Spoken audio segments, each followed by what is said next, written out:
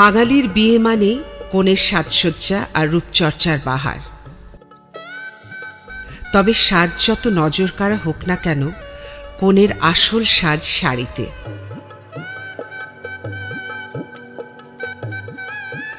চোখ ধাঁধানো জামদানি শাড়ি ছাড়া বিয়ের কোণে কল্পনাই করা অসম্ভব।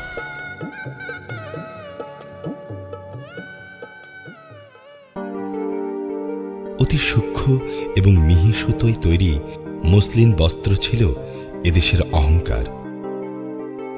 তবে বাংলাদেশের নজর কাড়া জামদানির কদরও এখন বিশ্বব্যাপী। বলা যায় জামদানি মসলিনেরই পরবর্তী সংস্করণ। জামদানিও এক ধরনের সূক্ষ্ম বস্ত্র।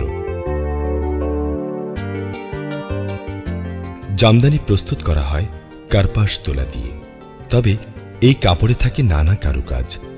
ফার্সি ভাষায় জামা অর্থ কাপড়, আর দানা অর্থ বুটি, অর্থাৎ বুটিদার বা কারুকাজ করা কাপড়ের নাম জামদানি। 19 শতকের মাঝামাঝি লখনৌ, নেপাল ও মুর্শিদাবাদের নবাবরা জামদানি ব্যবহার করতেন।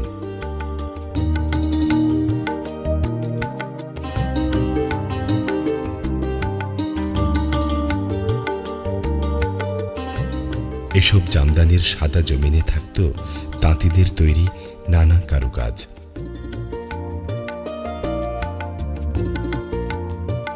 একসময় ঢাকা জেলা এবং এর আশেপাশের অঞ্চল বিশ্বখ্যাত মসলিন তৈরির জন্য বিখ্যাত ছিল। মসলিনের পর এসব অঞ্চলে শুরু হয় জামদানি তৈরির কাজ। প্রযুক্তির প্রবল প্রভাব সত্ত্বেও সাধারণ তাঁতিরা জামদানি তৈরির ঐতিহ্য বজায় রেখেছে।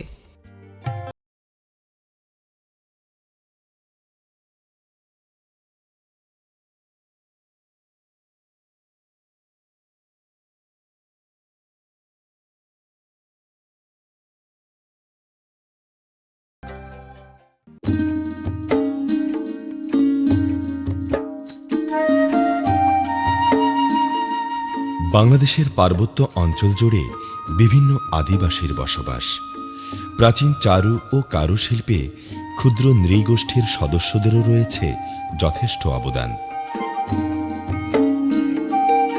তাদের বাড়ির আঙিনায় তৈরি তাঁত সামগ্রী দেশের অন্যতম দৃষ্টিনন্দন পণ্য।